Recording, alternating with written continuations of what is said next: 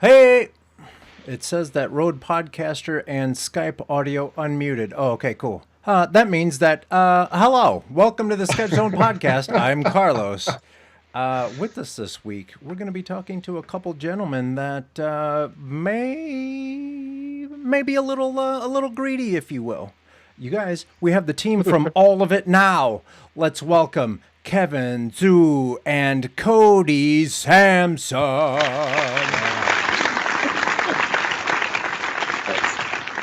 Oh yeah, we have a studio audience too. I can see that. All right, so let's go one by one. Let's welcome Kevin. Hey, Kevin, how's it going? Good. How are you guys doing? Doing good. Thanks for taking time from your sitting at home like everyone else to come and hang out with us while we're all sitting at home.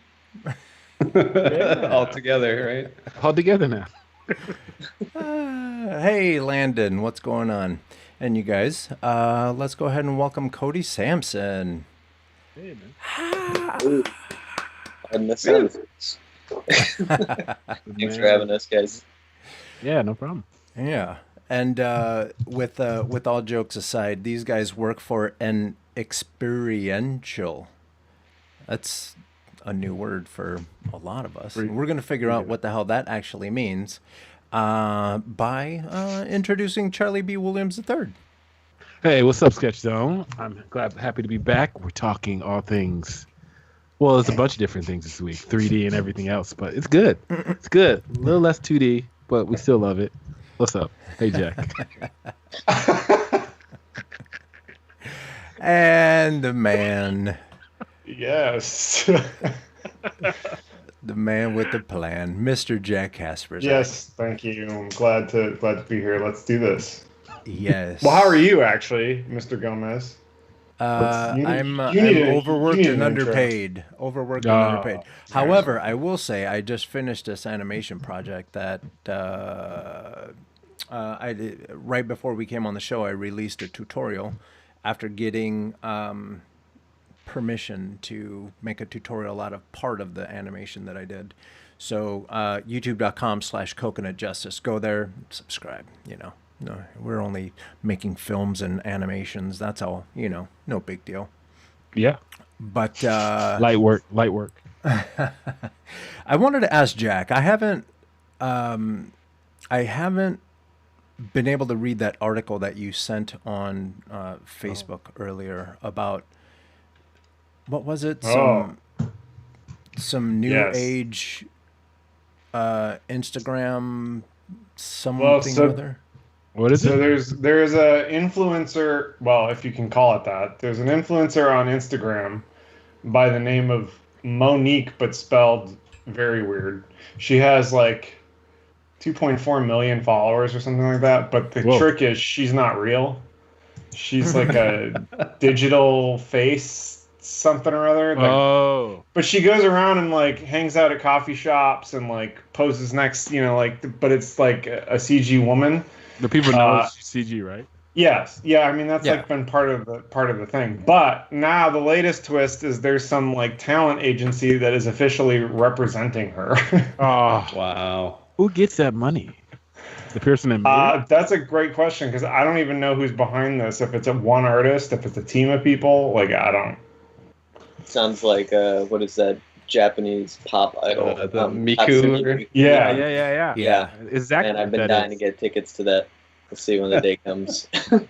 Is this like, before we go thinking that it's all crazy and stuff, think back when Gorillas came out. Right. We thought that was hella cool. They just, Instagram wasn't around yet, so, Michaela, that is her, right? Yeah. Yeah. That one you talk about was like, came to the Chicago theater and stuff too, the Japanese one, yeah. Oh, yeah. Packed She's it like out. International hologram sensation. Yeah. Which actually the tech is pretty cool if you've ever been to one of those shows too. So like it's kind of cool how they do it. Yeah. And it's just interesting to see how technology is changing literally everything. Like a couple weeks ago, I shared a link with the guys where there's a company that's making those animated infographics, I guess is a way to say it. So basically, like, if you're a After Effects animator, they're about to attack you, dude. Like, Oh, technology's coming for you. yeah. Nice. Automation. Yeah. Machine learning. Yeah. And so when it comes to all this new technology stuff that's happening, how do you, Kevin, does it scare you or does it motivate you? Probably a bit of both. Yeah. I mean, you need some fear to get motivated, but I think you also can't let it overwhelm you, right? I mean, we're a pretty small team. Like we're eight people total, and of the 8 people, like 3 or 4 of us really go pretty hard with design and animation. So it's one of those things where to stay relevant, we have to stay agile and flexible and always be trying out the new tools, because really large studios aren't going to be, right? They have, pretty ingrained workflows and people that are used to a certain way of working. So it's definitely a never stop learning kind of deal. So anytime new technology comes out, you don't know if it's actually going to keep that momentum long term, if it's worth the investment and the effort, right? So there's definitely a few false starts in that process, but I think over time a lot of the knowledge transfers over pretty well between tools. Like what you learn from one tool, you end up taking to another, and you kind of pick up bits and pieces all over the place. So, And what's your title, I guess, at all of it now? So I'm the creative director there. It's kind of funny because I never was trained in any sort of creative field. I was biotech by training, actually, so I was an engineer. And I made that switch over and started VJing and doing projection mapping, like in clubs and shows and festivals, and then ultimately just got more and more interested in actually making the visuals and making the graphics that happen, instead of just playing other people's content. So that's kind of what led me into the whole field of like motion graphics and animation. And I've learned a lot from Cody over here, actually, who has been properly trained. So it's learn not just from tools, but from other people. I think that's where I've gotten the most value from, is learning from others. Yeah. Well, it's a two-way street there. Learned a lot from you guys too. And then, so Cody, what's your title or responsibility over there? I believe my title is art director at this point. Started out as intern. That was a few years back. I went to Savannah College of Art and Design for motion graphics. That's actually where I met Charlie. We were all just back there a couple months ago. But yeah, so I come from that more traditional design background, specifically for motion graphics and animation. So have a little grasp on that, but coming into this world of experiential, it's pretty intimidating. What you were talking about earlier, like all the new software that's out there. I mean, I went to school for Adobe, essentially. Yeah. And to graduate and then find out, oh, is that on the way out? Is this industry like pushing that out the door? And now I have to learn all these 3D softwares and generative softwares with nodes, and it's basically coding, and it's like, what am I getting myself into? Yeah. But it hurts. yeah. But it has payoffs, Yeah, it does. So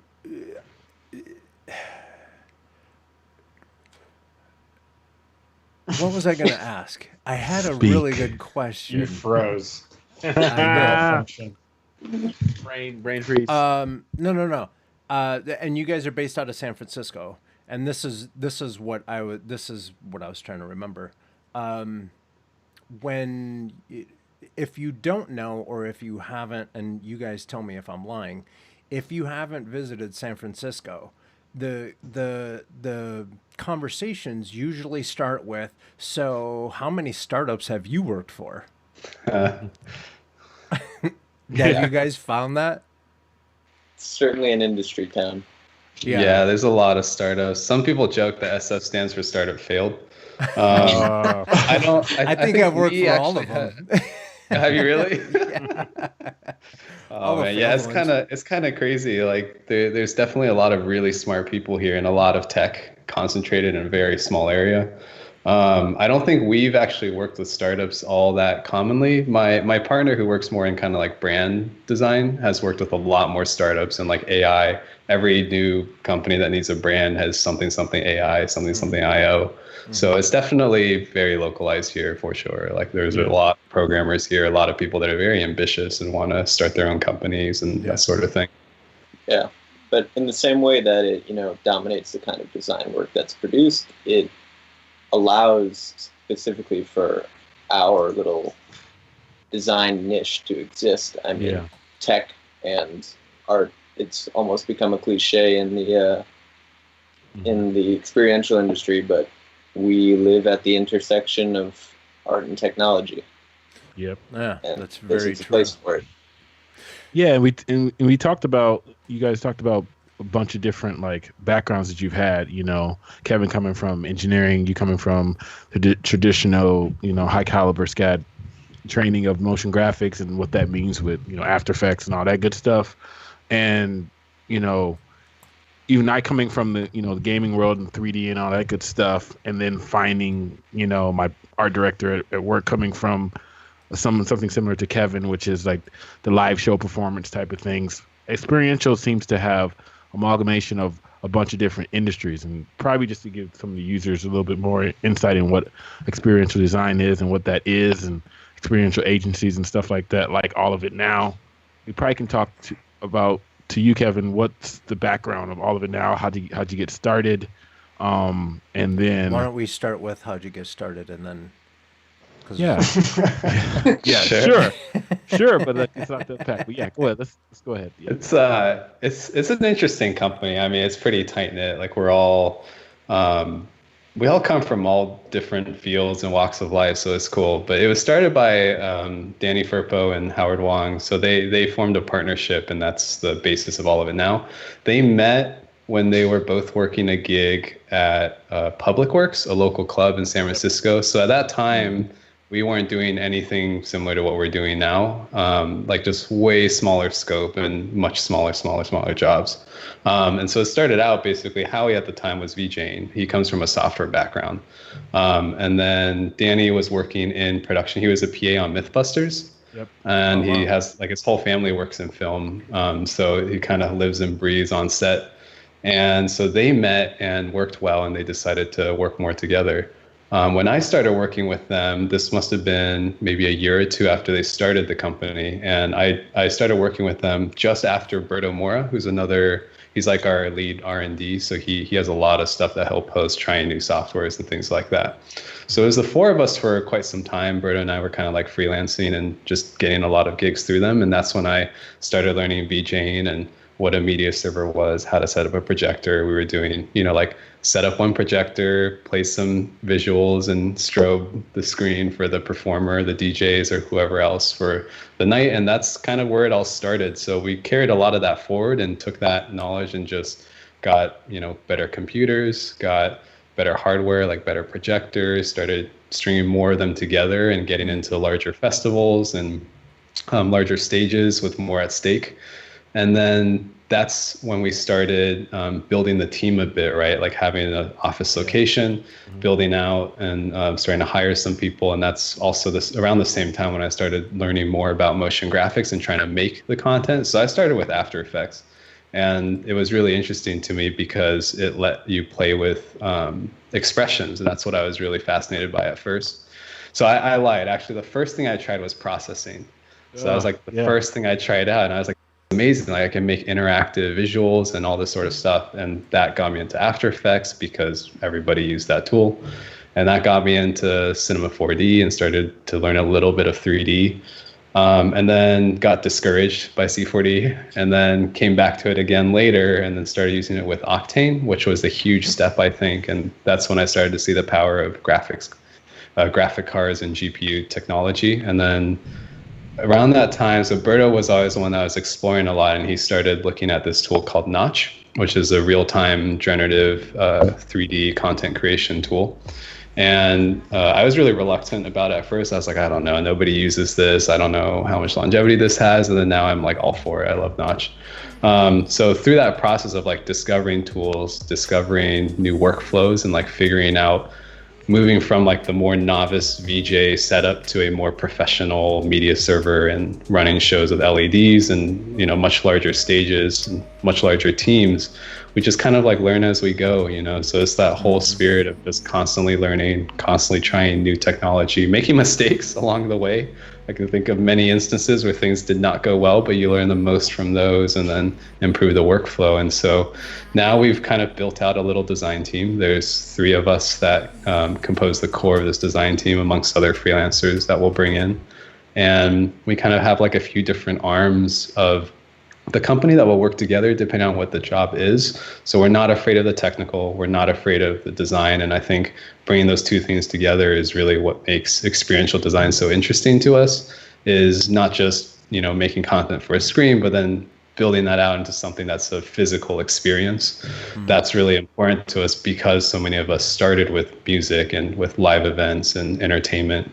So that live experience has always been like a really critical component, and all of us, I think, are big music fans. That's why we're drawn to this line of work and to each other, really. So that's kind of the rough background. I'm probably missing some random stuff in there.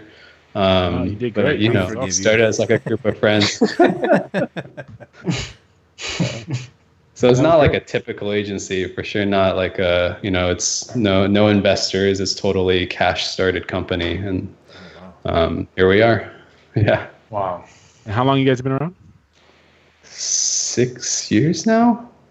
Let me think. I've been with the company for 3 years now. Yeah. So I don't know what was going on before. I mean, you guys, 6 or 7. I think it's 6 years known each now. other for a long time. Yeah, they've been working before they started the company. So they didn't start the company until it got more formal. But formally speaking, I believe all of it now was founded in 2013.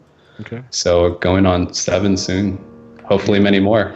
Yeah. And that was like, for just to give the audience a little bit of idea, that's kind of like almost like the infancy of experiential in general around that time. I mean, even me being at Next Now's been around about 7 years or so, and like a lot of people at that time were pivoting to figure out how to do physical experience with digital means, you know, in whatever way it was. So like, and everybody has the grassroots background, like what Kevin's been mentioning, and slowly now, I would say even in the last 2-3 years, it's really starting to take off in terms of, the technology is getting really crazy and cool and stuff, you know, that's out there. Even like watching like some of the keynote stuff from Otoy that came out a couple weeks ago and stuff like that, you know, what he was talking about with holographic, you know, panels and stuff that will be coming out and stuff, so you can kind of try to start doing like the holodeck type things and stuff like that, to all the crazy LED things that are happening with LED panels, and Notch just keeps getting better and better. And we can talk about the beast that is Touch Designer 2, which is another real-time generative software that I obviously forked from Houdini at one point. But like that's another big tool in the experiential industry that kind of runs a lot of the, I don't know, would you call that the brains and Notch be the like the pretty part, or they both kind of go hand in hand in terms of what Touch Designer does? But yeah, Touch is way more full featured. It's like it does a lot more input output and data handling, so it's way more thorough in that. But it's also more thorough in that you have to build everything. So if you want like frame feedback, you got to build it from the modules and nodes. So it's a cool software. I mean, we were inspired by a lot of other companies before us that were doing experiential. I think now there's just a much stronger interactive component to it. It's much more accessible. So people were doing projection mapping for a long time. That's where we drew a lot of our early inspiration from, for sure. I think there's been a lot more of a demand for it lately, too. It's driving that. I mean, it's starting to catch on that this is a new wave of, well, interacting with media and experiencing, you know, content around you. Yeah.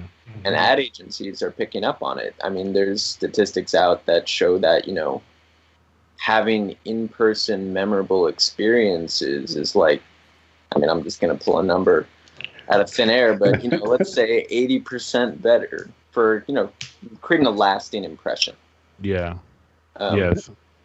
And I think social media has helped it a lot too, right? There's so many people that are looking for that like Instagrammable thing, or the thing that really like, check out where I was at. Like this was this super moment. cool. Yeah. And it's almost what they call organic, like You're not a lot of times with like the B2B back in the day of like going to a trade show or something like that and getting the user's email. A lot of times now, because of social media, Instagram, all that stuff, you don't even have to ask for them. You create a space that's cool enough for them to want to take a picture. That's the shareable that like you can track on social media via, Right. and you just subliminally give them a hashtag to like add into their thing.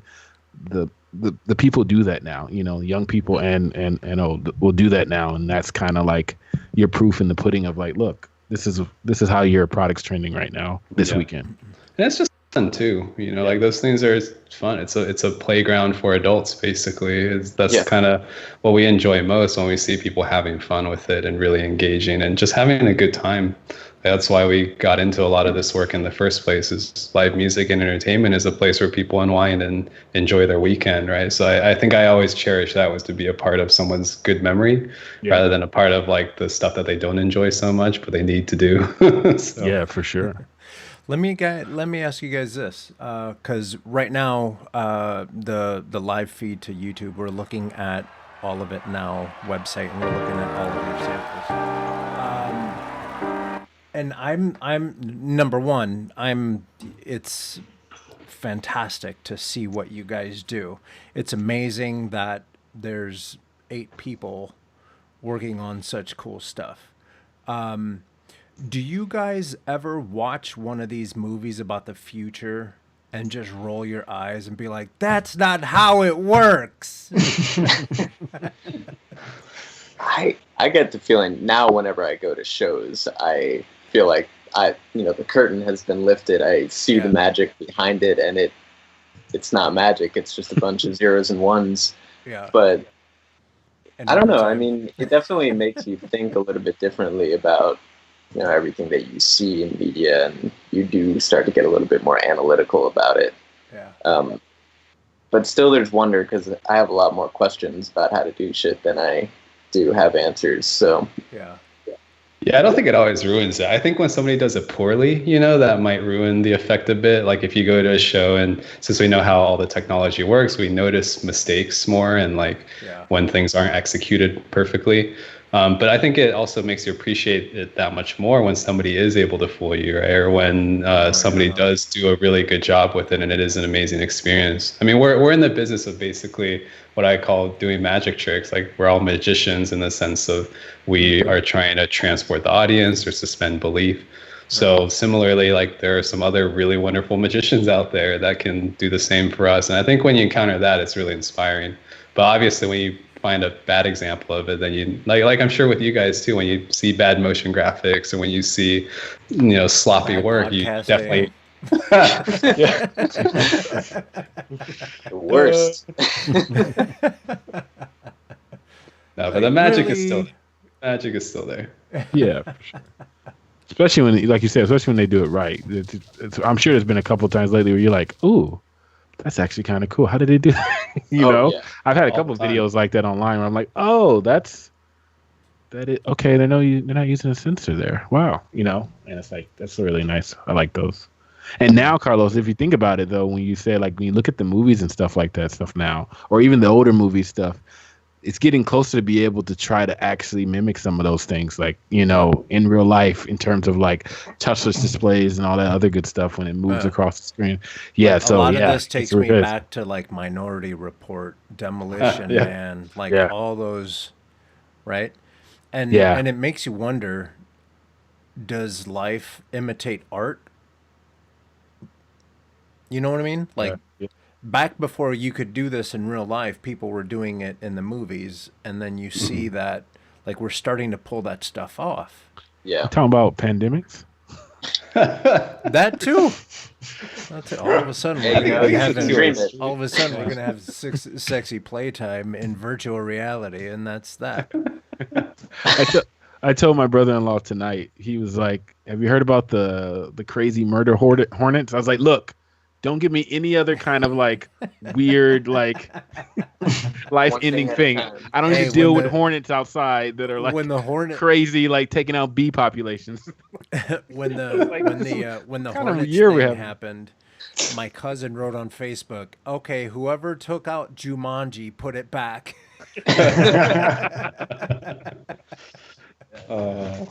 Makes you wonder. Cool. We just wrapped up looking at one of your videos. Holy cow. Like, it's just amazing to watch. I'm going to go to Cody because you were talking about how, hey, Gabriel Williams is here. You were talking about going to SCAD for motion graphics and stuff. How did your transition from SCAD to San Francisco happen? Well, to be short, it happened because of all of it now. But at SCAD, like I was saying, I did generally. I was motion graphics guy. I was doing 2D work. I'd started to dabble a little bit into 3D cinema stuff. But where did you, real quick, and I'm sorry for interrupting, but where did you want to go, like, with your career? Well, by the end of my time at SCAD, I knew about experiential design. Oh, okay. I think my junior year, I took a projection mapping class, and that was really what got the gears turning. Yeah. I mean, I didn't understand the extent of it. I just saw this new canvas, essentially, and the impact of that canvas. To see a circle move across a screen is, well, that's just a circle moving across the screen, but to see it moving across a building, there's this whole other level to it. That makes people's eyes pop. Anyone can move a circle across a screen. Yeah, come on, it's a circle. We all know do that right now. But yeah, so I knew a little bit about experiential and SCAD actually. So where we just met Charlie the other month. Look at that. We have yours truly on the picture up on YouTube. Looks like you're operating a camera. I do that sometimes. Yeah. But yeah, we met at this convention that SCAD throws every year, where they invite industry studios to come, and gradually there's been more and more experiential studios that would come. So I was exposed to that my senior year, I guess it was. I think Clip Collective and Leviathan were there that year. Yeah. These are some of the first names. What year was that? When year did you graduate? That was 2017. So not that long ago. Mm-hmm. But it's, that was 2 companies there, and now they had like upwards of 6 or 8 that are all doing experiential. So the field is growing, and SCAD was doing a good job of keeping on the pulse. All of it now was not there in 2017, and I actually got introduced to an alumni through a professor who lives out here, and I was just really enamored with San Francisco. I had some family in the Bay and really wanted to make it out here if possible, so I was just asking around, seeing what work was available. I wanted to do experiential, but I wasn't, banking on it. It's still, like, there's more studios, but it's still pretty niche. Yeah.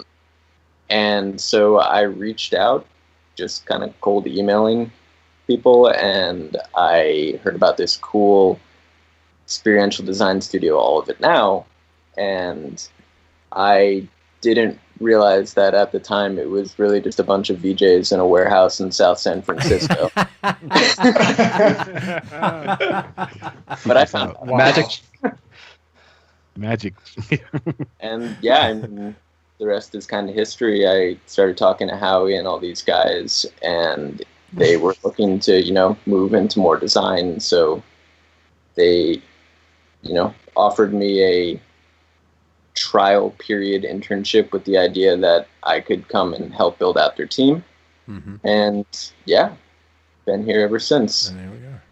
That's awesome. Kevin, talk about how that has changed since you brought Cody on. Because before was he your first official formal trained motion person? Yeah, definitely. So Cody was our first formal design trained, motion trained person that came onto the team. Nobody else on the team at the time had any sort of background like that. If we knew anything related to motion graphics or animation, it was through YouTube tutorials like Grayscale Gorilla and iDesign and things like that, right? So Berto and I were starting to learn more, but it was very technically focused in terms of, animating someone's logo for their stage or something, like pretty basic stuff. So I think Cody brought a totally different perspective to things, where it's kind of like, no, this is how the creative process is supposed to work, because none of us knew. So in that sense, we learned a lot from Cody, and like, this is how you want to go through this process. Like, how do you go through revisions and pitching versus production? And I think we both learned a lot in that process through some jobs that probably could have gone a lot better, knowing what we know now. But it's just part of that learning experience. That's where we were at the time, and we were very motivated. We weren't afraid to make mistakes and just wanted to work on interesting work. So now I think we've learned a lot from that and can speak that language a lot more as a team and work together. But at that time, Cody was definitely leading us in terms of like, this is a creative project. What are we supposed to do? And to be clear, it was the blind leading the blonde. I was gonna say, and how close is Cody getting to being laid off right now? Now that you know all this knowledge.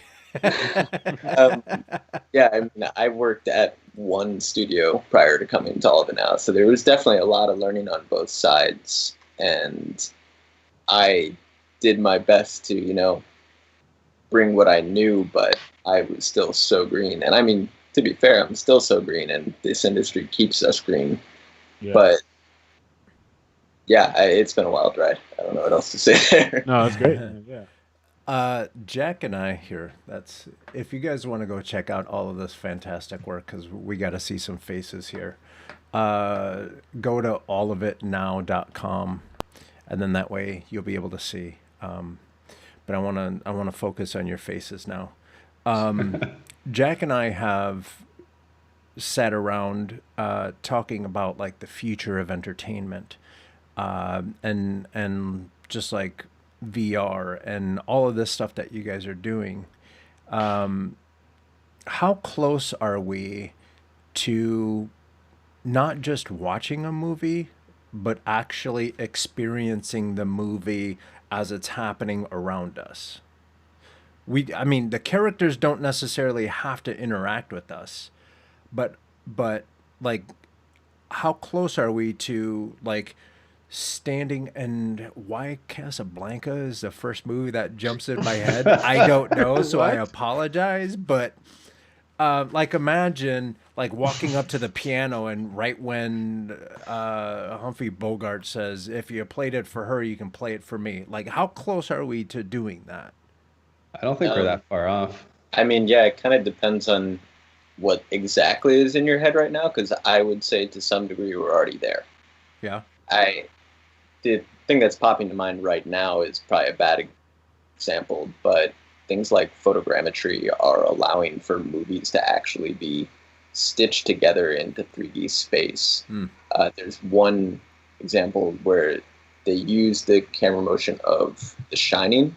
So imagine the hallway scene going through. It takes those images and composites them into 3D. So as you're watching the movie, you can actually pan around and experience that in a 360 format. So VR, it's not exactly, the same immersive level, but, it is taking the viewer and placing them within that environment.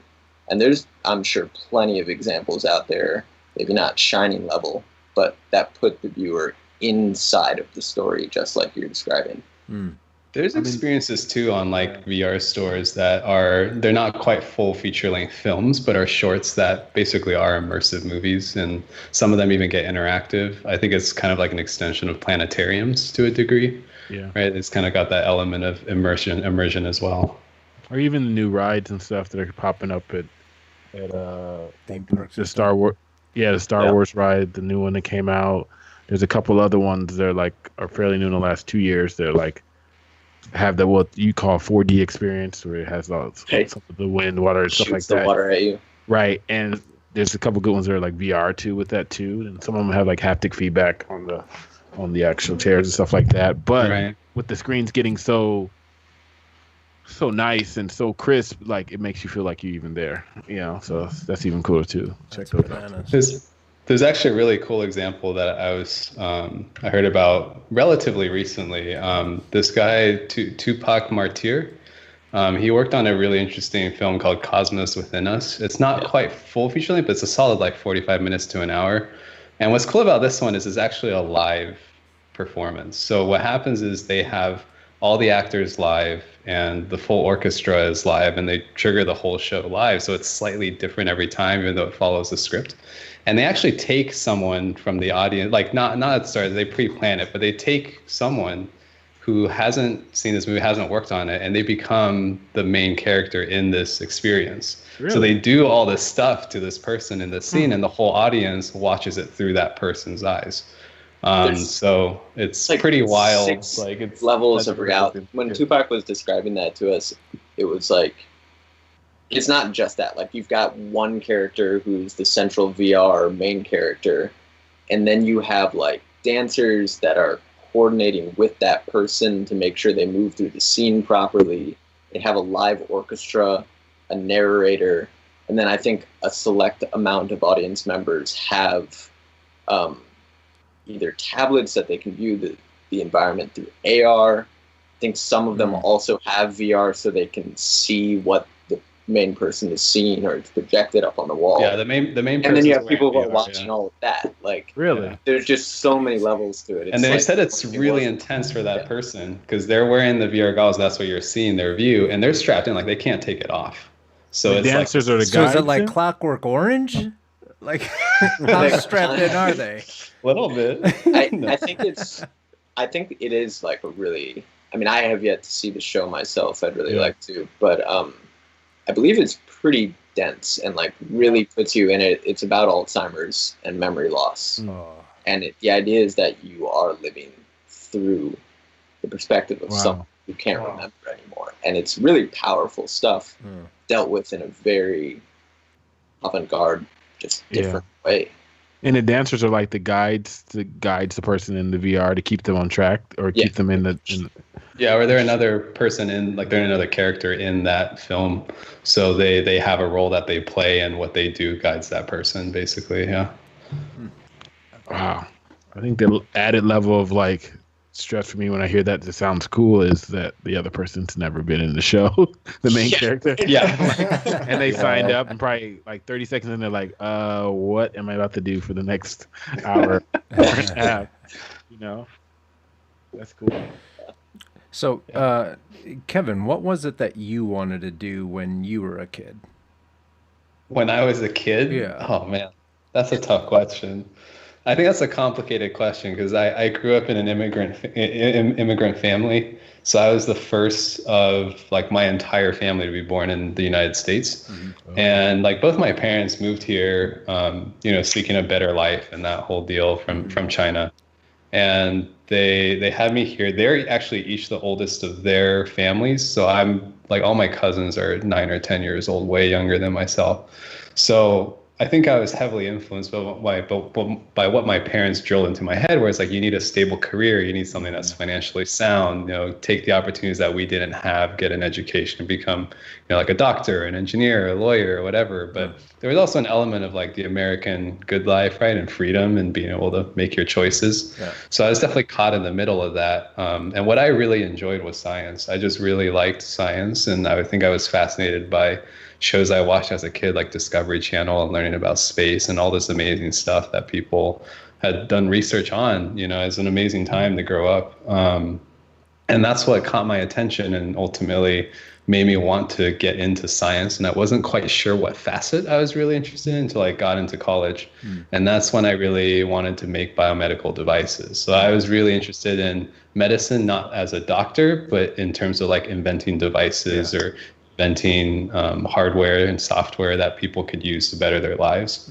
So that really fascinated me. And I think some of that I still carry forward. Like I'm still a quite technically comfortable person. Like I'm not afraid to read specs and get into engineering and math. And I definitely use that to my advantage. You know what I mean? But I think it's also the element too of like, I want to better people's lives in some way. And now I just do it with entertainment instead of with medical devices. Yeah. I just didn't like the industry that much. It wasn't for me. Yeah. So I made that switch. But when I was small, I I love Legos. I probably wanted to Makes be sense. like one of those I wanted to be master a Lego builder. builders, you know. I like building things. I think that's a big part of it. I like creating things and building things. Yeah, So, I agree. uh, And yeah, like when you're talking about like coding and doing all that stuff, I remember back when I was a developer, people would ask me, "Well, what do you like to read?" I said, "Computer manuals." They said, "No, for fun." I said, "Other computer manuals." Like, if you stop reading, you stop learning. It's a wrap. You might as well just like apply at a fast food joint. How about you, Cody? What did you want to be when you were a kid? Um, an artist. I mean, I feel boring saying that, really, No, but but like that's, I mean, I kind of that's always what I wanted to do. My parents were both in the arts when I was young. yeah. They both stopped doing that. But when I was Right born in around New York. when you were born? Sorry, They stopped doing art right around when you were born? I was about 7 Oh. when we moved to Chicago, and they both switched careers. But my dad worked in film. My mom worked in theater as a production designer. And so there was always a big appreciation for the arts. I mean, it still took some convincing on their end to, I had to make my case for going to art school. And I think Yeah. once they saw what SCAD was offering, they were a little bit more comfortable with it Yeah. because, it's really about art as a professional. Right. And so that's kind of how I saw an opportunity to actually, make it happen, not just, have it be a pipe dream. Yeah. So where did you say you were from originally? I was born in New York, and then when I was about 7, I moved to Chicago. Oh, okay. Cool. Yeah. And how about you, Kevin? Where were you born and raised?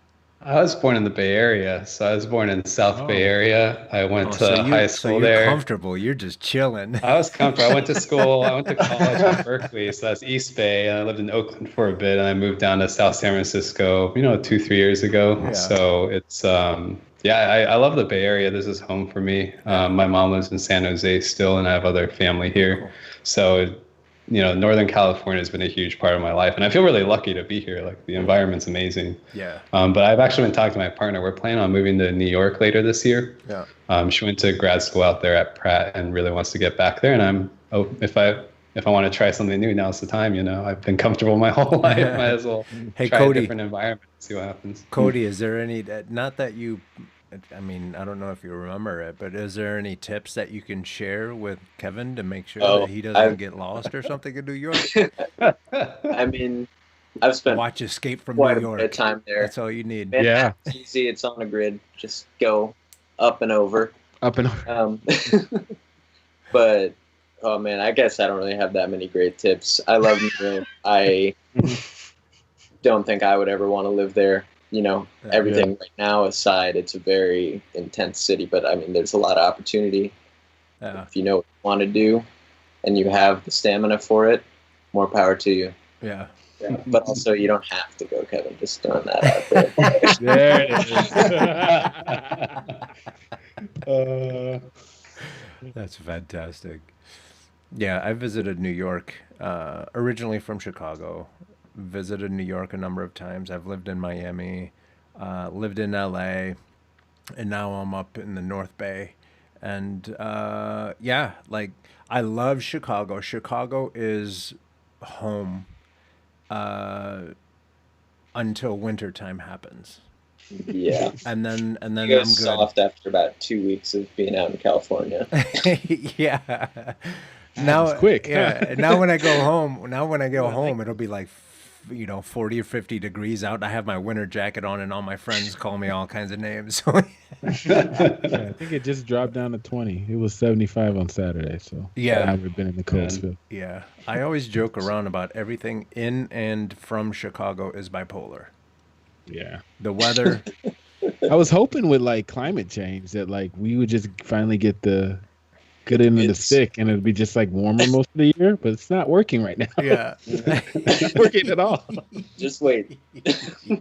Why is it so cold this week? Like, no, yeah, because then everybody will come outside like, it's beautiful. And then like we had 2 good days, Friday and Saturday, and then now it's like chilly and windy. Yeah. Yeah. I Yeah. will say this. San Francisco is very much like Chicago. A lot Is like it? Chicago. Yeah. It's a younger population, so there's an energy to it. People are still friendly. They haven't been beaten down by overpopulation. Uh, there's a lot of really good food. There's a lot of, from what I understand, there's a bunch of really cool DJs down in South San Francisco to get the party popping. Like there's things to do. There's things to see. The theater scene in San Francisco is great. The music scene is great. Like San Francisco is really cool. The only thing is, when people say you just go up that street, you literally go up that street. Is it seasonal though still, or no? Or do you have some depending? Oh, wait. San like, Francisco? In San Francisco, yeah. pretty good all year round. Oh, so it's still Yeah. pretty good. But, I mean, it rains sometimes and gets down to 40 degrees, but past that, it's It's good. Yeah. You don't need not one damn shovel, not one. No, not snow, of course. You Yeah. don't get down to 40 in like the middle of the night in winter, and then most of the time it's like anywhere between 50 to 70 degrees depending on time of the year. I always heard the more north you go, like you can get a little bit more where driving distance away, you can get to different things. It makes you feel like it's not just like oh yeah. hot all the time. Definitely. A little Yeah, bit of like It's crazy. little bit of like Northern weather. California is so diverse and That's so something I amazing love in that about regard. growing up here. You can go to the beach, and within the same day you could get to snow in the mountains if you wanted. So Yeah. You Cool. can get some Hog Island oysters on the water. You can see the little farmers pulling up with their little boats. Brrr. You eat a couple oysters and then you pack it up, and 3 hours later you're skiing. Yeah. Like I see snow when I choose to see snow. Oh, listen. Right. to That's you. my That's life. Oh, listen to you now. Did make you soft. Yeah. That's No, it true. made him powerful. Powerful. Yeah. join us, Charlie. Join us. Right. I was telling Charlie, I was like, right when Charlie had booked you guys, I was like, how hard is it going to be for us to talk you into moving out here? We already got these guys. They speak the same language. He's all, look at exactly that face right there. Exactly that face right there. Because I could never. Here. California's awesome. He's all my smiley wife. My and wife shit. loves California. Yeah. Family. Yeah. Well, if it gives you any solace, Charlie, I still fantasize about coming back to Chicago. Yeah. I've done that One a day. couple of times too.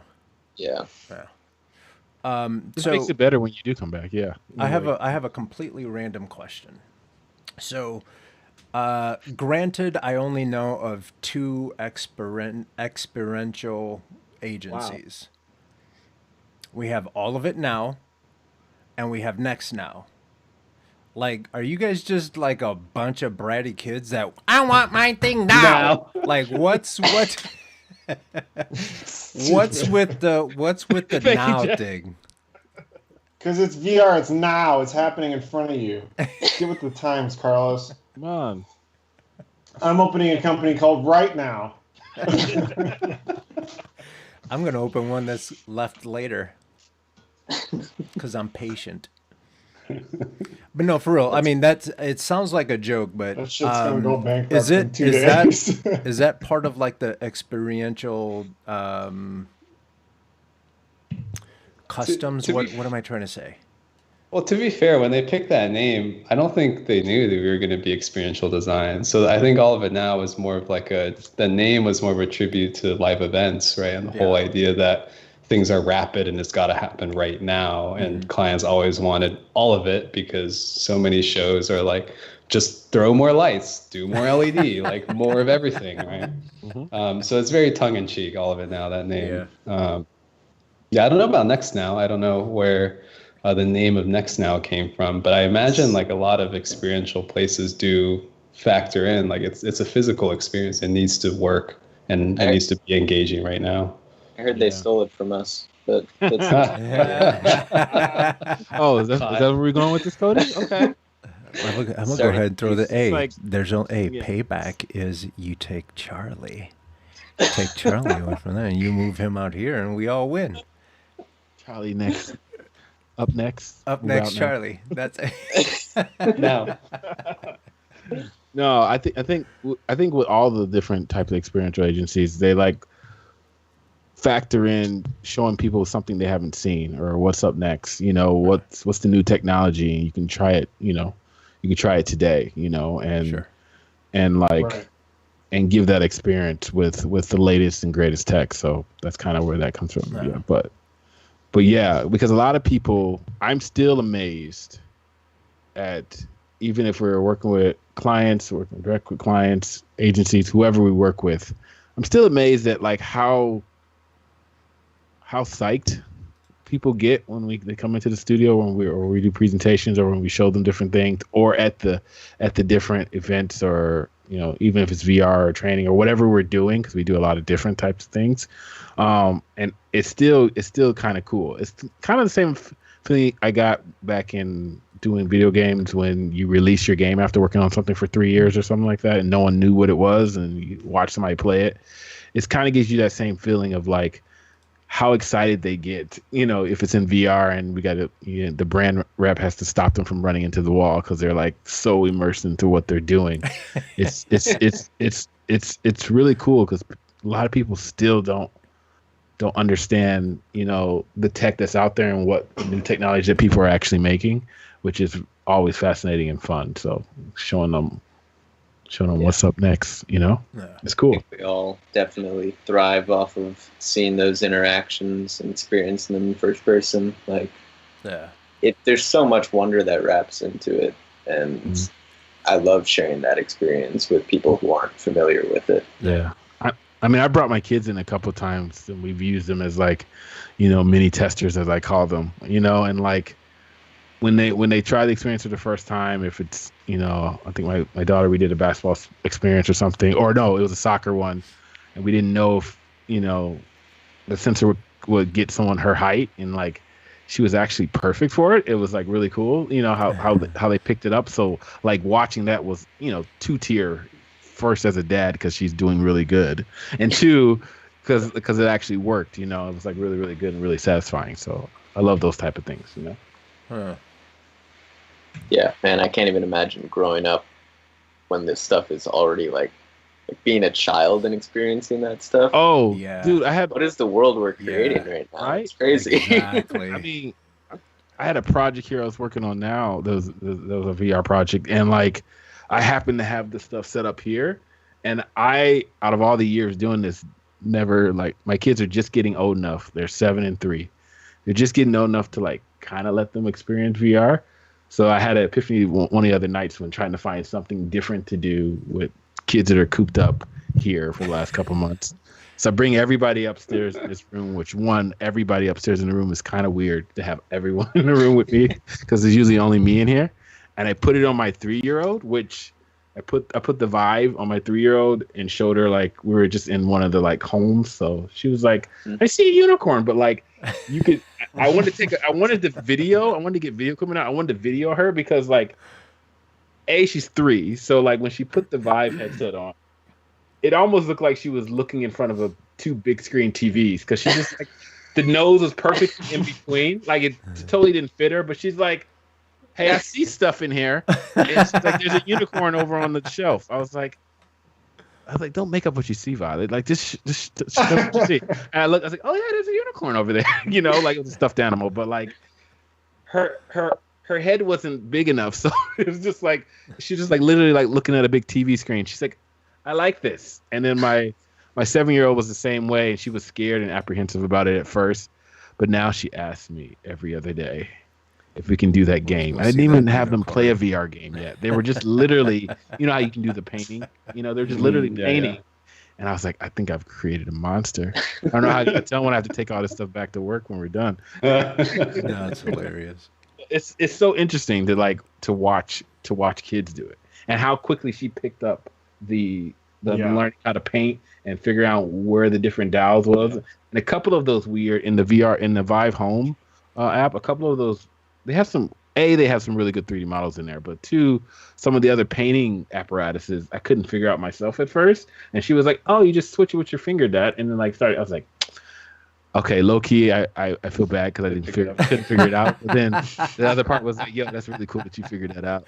You know? Hey, which takes us Now back. give me the headset back. Which takes us back. Back when I was a kid, you would walk up and like literally 100% of the adults, the VCR would be blinking 12, right? So it is what it is. Yeah. Yeah, I'm So trying to it's- think back now, like, what was our version of, I mean, the kids are always going to be so quick to pick up on this stuff. Like, what were our The formative internet blew technologies? my mind. Yeah, for sure. sure. Like that's what changed my Oh. world. I felt like that. What? Yeah. When was that? It's the internet. When did it? Where I couldn't use the internet when somebody wanted to make a phone call because it would tie up the phone line, right? And then That's it'd make right. all these crazy sounds. AOL. Yeah. That's right. Yeah, right. the internet came on a CD. That's right. Remember that? You got Yeah, that's- used to collect the CDs. Was it Net Zero? Was that the free yeah, one? that's the Yeah. other one. Yeah, Free yeah. internet for all. Hey, here's a random fact. I believe it was Net Zero. The guy who created that also created the second to last startup company that I worked for. Yeah. So he was always running ads. This dude is like he's always been hustling. Like and not like, oh, look at that guy. He's like a hustler, like in the good way. Like this dude was a hustler. Like he would open up his jacket and have like used brushes trying to sell Net you. Zero. You know what I mean? like, CD. Is he Used still trying internet. to Right, get, need he's still you- trying to you need get to you on connect? Net Zero? Yeah. Yeah. You could be the CEO, Carlos. The next big company. Wow. No, that's fun having kids try it. I also love watching old people try it. People yeah, that yeah. it's like so foreign to that it's just mind blowing. I really enjoy watching some of the reactions on YouTube and stuff like that, or even Do your just like other people that try it and somebody pushes them from behind and they get freaked out. Like it's Nothing like- hilarious.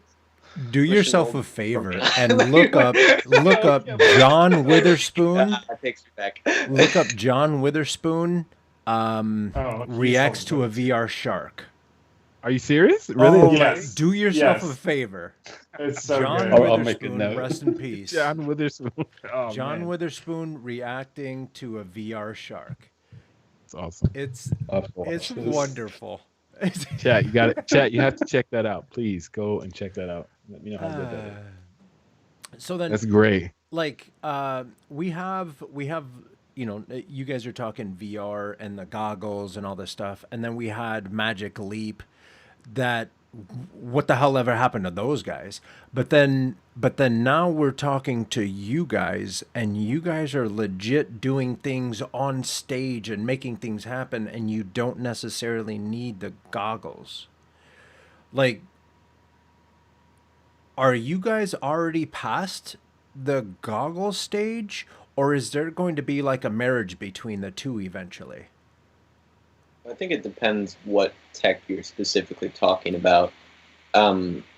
If you're talking about some of the stuff that we've done, say for BTS Mhm. using AR graphics, there is a little bit of a line to draw between, headset VR and mobile AR using tablets or phones, or broadcast AR using broadcast cameras and compositing. So there's all these different realities now, and some are more accessible to the consumer, like VR, Mhm. although it still hasn't really caught on in a lot of consumer communities.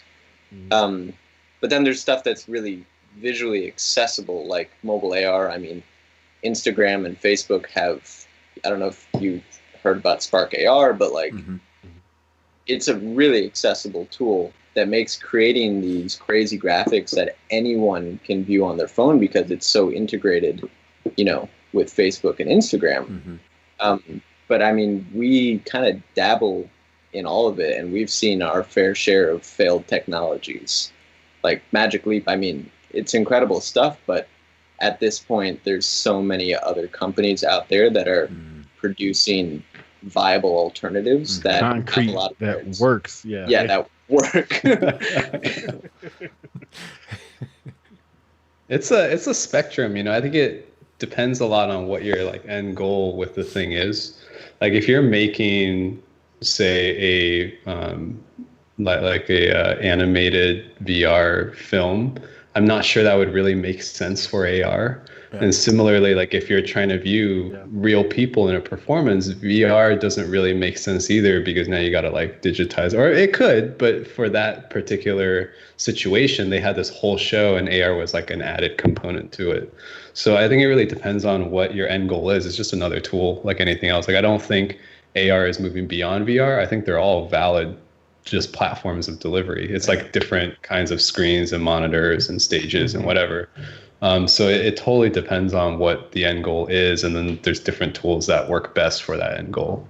So I definitely think with the technology upgrading itself with phones and stuff like that, with the addition of the LiDAR camera on the new iPad and stuff like that, I think you're going to start to see a lot of the other companies, like everyone's been following suit with, you know, changing the back of the camera, and now you have the big square block back there. I think eventually everybody will do the same thing and have some sort of depth camera built into their phone, I think so that's that what the AR can be. I think be they really announced good. that on the new iPad. Yeah, it's on the new iPad. Yeah. I think it'll follow suit onto the iPhone, and then everybody else has to catch up and make sure they have the good version on Android and Google and Samsung and all that good stuff, so that like it really just helps for things like AR, you know, to really keep that stuff in place. that's like the whole Google Glasses thing too, you know, and having wearables that make it more accessible for day-to-day life. So rather than like this entertainment event, just being able to see like your text messages while you're driving or something. I don't know, right? Some type of heads-up display people are talking about. So I think there are a lot of, on the note of Google Glass, there's a lot of like hesitancy to adopt these technologies. Right. Like, yeah, it sounds like a really good idea, but there's just some realities that we haven't considered. The fact that people don't want to wear a headset wherever they go, or that VR feels isolating, so I don't want to go in there all the time, or you know, whatever it is, wearables are really tough. So coming up with alternatives for different scenarios is really important. And that's one of the things. For sure. That's one of the things, probably one of the main things that really hit the brakes on Google Glass was you would walk in to a store with your Google Glasses on, and people are already asking you, "Are you recording me?" Like, right. bitch, you're not Or that you're cute. getting jumped. Like, didn't people actually get assaulted wearing Google Glass? Oh yeah, so yeah. Cases they did. They got people started really just associating with it having a video camera on all the time. Yeah, but to be fair, when Michael Jordan came out with his gym shoes, I remember people getting jacked up for theirs too. Like, people, That's true. you're gonna get jacked. If you got cool stuff, you're gonna get jacked. I also don't think that people thought, like some people thought the Google Glass was really cool, but I think a majority of people thought they were quite dorky. You know, they weren't like Just didn't look super good, stylish or whatever. So that was a big thing. It's like anything that is a consumer product needs to be kind of cool, right? It needs to be stylish. People need to want to have it in order for it to succeed. That was my biggest thing too with that. It just didn't look good. And I always thought that like maybe you need to put it in a form factor that people recognize. Maybe they need to be thick black rim glasses or something like that said Google on the side minimalistically, you know, so that like it's kind of hipstery, it's kind of like retro tech, but like then it doesn't feel like, you know, anyone could wear those or some, you know, even if now in the level of Instagram, in the world of Instagram, everything, girls would think those are stylish, you know, and retro comes back. So yeah, and timing is tough too. Yeah, like when those came out. Or sorry, go on. Oh, I was gonna say, if you guys have seen the most recent Snapchat glasses. Oh yeah, they're called. But like, I mean, I'm not gonna go tout Snap glasses. They're not my thing.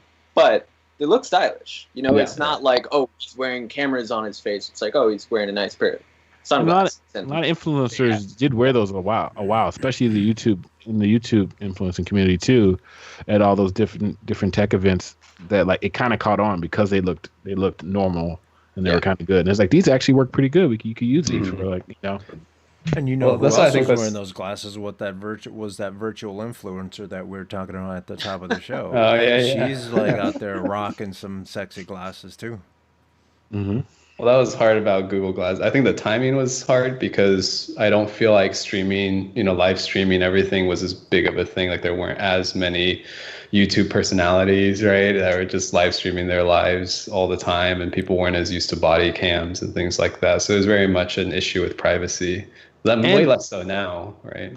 And explaining the tech, right, too, Kevin, right? Because like in the world of like, how many YouTubers do you guys follow now, or even creatives that do a good job with their YouTube channels or their Instagram channels that explain the tech that they're using or explain different products that come out so that people wouldn't freak out like they would. Right. Like, what if Google Glass came out now, or maybe they're working on a 2.0, and then you put them into the right, MKHP or whoever, Marquise Brownlee or whoever you want to call that's big in the tech world, and you give it to them first so they can give a good explanation, better than what probably the company that made it would do it, and then that now becomes relatable and people kind of want it, Right.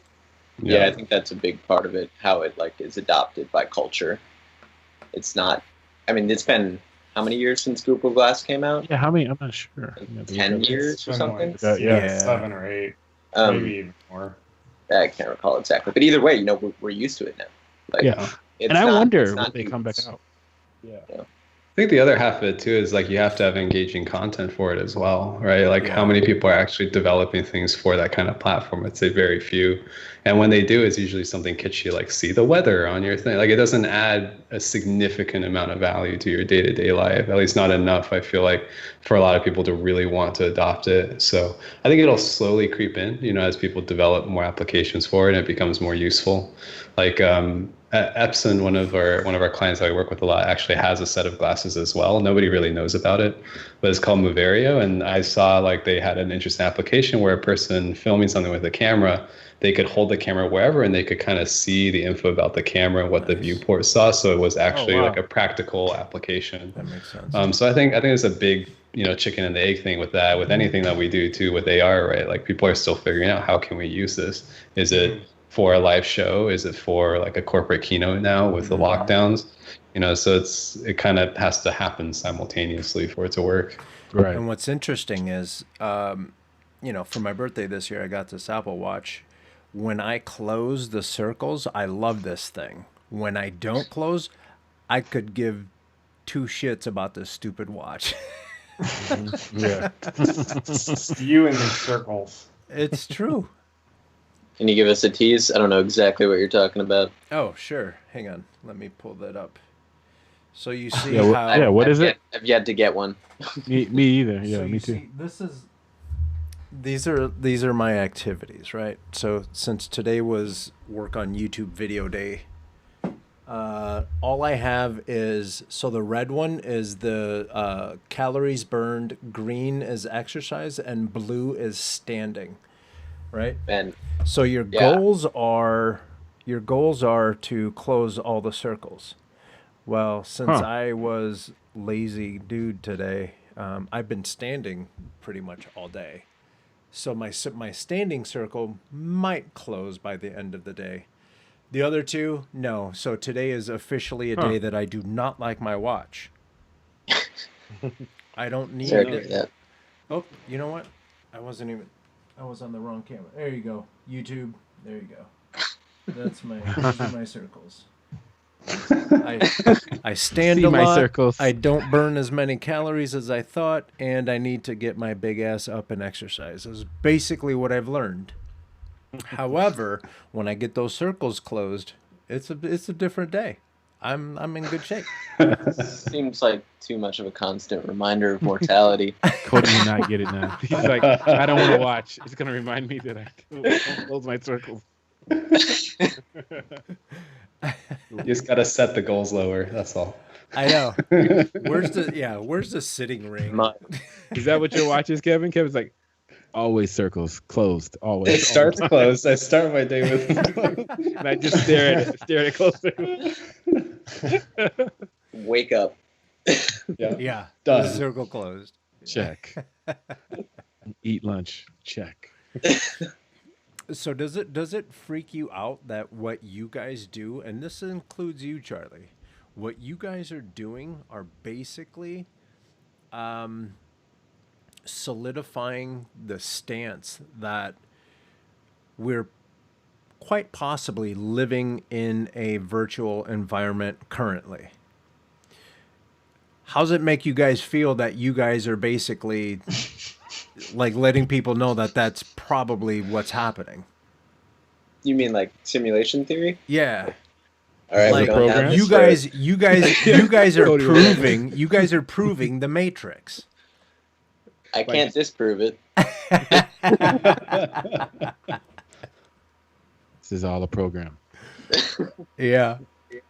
I mean, it is like, all jokes aside, like that is a crazy theory, and it does walk this really weird philosophical line, especially with how the industry is changing right now. Yeah. With COVID and all the lockdowns. Like, we really do have to reevaluate how we interact with people and create, virtual spaces within the greater virtual space. Mm-hmm. And we're really like not 100% sure what that is yet. I think we all have a lot of ideas, and we have ideas of what it should be or what it could be, but it's a big learning period, figuring out what's actually going to catch on, what people are going to reject, and what's going to be effective for, transitioning an industry that has always been about physical space to the virtual world. Mm-hmm. It's scary and exciting all at the same time. Yeah. How do you create those experiences now? Photoshop.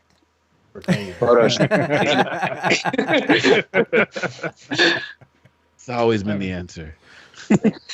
I'm kind of embracing the whole simulation thing. I think there's a lot of good that you can actually do with it. Like, they've shown that you can have VR therapy. Even just colors can have a big impact on patients with schizophrenia and other, mental illnesses that, can help. And I think similarly with older people playing phone games that, help keep the brain working and put off diseases like Alzheimer's. I think all of this is, basically stimulating. It's more of a stimulation than it is a simulation. You know what I mean? Yeah. Like I think it can be used to do good and have fun and, create positive things. And I think that's really what we're going after in experiential design and how it ties back into that. Like, we're not a defense contractor that's trying to use this technology. You know what I mean? For sure. Like we're trying to use it to create fun experiences, to allow people to maybe escape a reality that they're not such a big fan of or something like that. So trying to find the light in that, I think, is a good thing. Yeah. Yeah. And what really excites you right now then? Speaking to that, based on how everything is, what's exciting you guys in terms of like those new ideas that could stick or could not? Good question. Something that I've just kind of noticed with all the lockdown stuff is I actually feel more connected in some ways. Mm-hmm. I found myself getting in touch with old friends and family and people like yourselves that I might not normally speak to. And everybody's kind of like always available right now. You know what I mean? There's no like people that are out somewhere, but everybody's home. So Right. there's no more boundary of like, oh, I'm imposing on this person. Like, if they're available, and they're at home and they want to chat, we can chat. So I think it's been kind of fun connecting with way more people around the world than I would normally otherwise do. So that's something that I've been really excited by, is developing that more into like, I think of like MMO online multiplayer experiences, but in less of a game way and more of like in a society way. I think could be a really positive thing. Like all these live events that can't happen right now, a lot of people are interested in virtualizing them. And I think that's a really interesting realm that just didn't have enough interest before, because it was like, go to the actual show, don't be lame and watch the stream, right? But now you can't go to the actual show. So there's less of like the social stigma of staying home on your computer or whatever and tapping in. So What about you, Cody? I mean, Kevin tapped on some really good points there. I think on a more basic level, I'm just excited by the opportunity that this presents myself to learn new stuff. We've been taking a big push at all of it now to really, figure out these virtual spaces, and a lot of that has been taking the time to learn new softwares. So Kevin and myself and some of the other designers have really been diving into Unreal. We see that as a really viable solution for a lot of these virtual environments. Mm-hmm. And it's dense. I mean, it's not it's so dense. Pick up the software over the weekend and now I can, make a cool little animation. It's really, really in depth, but the possibilities that it presents are limitless. I mean, everything that we've talked about as far as, notch or touch designer, I think that this is a software that can do all, if not most, of those interactivities and these virtual spaces. The graphics component, it really pushes the envelope in terms of the visuals that you can get out of a real-time engine. And it's free. And and that's the fucking kicker, right? $3.99. It's free. So. I'm sure you guys looked at that new Niagara effect system. It looks really good. Haven't gone there yet. Check it out. You like I've Notch? seen some of the stuff that Berto's produced with it, and it's really impressive. Man, first I got to figure out how to actually get a material onto a sphere. You got to animate that circle, right? You got to animate the circle first. Get that thing on the building quick. Yeah. But no, it's been an interesting opportunity. I mean, it's I won't lie, it can be disheartening at times. This is it really takes us away from a lot of what we love about the industry. I'm sure, speaking for you too, Charlie, like actually being able to be there with people and present stuff on, a larger than life scale is something that is really unique, and it's hard to truly replicate that sense through the virtual space. I mean, VR poses some interesting alternatives, but it also poses some big challenges. I mean, people don't have VR headsets. People don't want to wear VR headsets. At that, like, graphics in Unreal are really amazing, but the graphics in this simulation are better. So you see how he snuck that in there? Yeah. We're not done there yet. Yeah.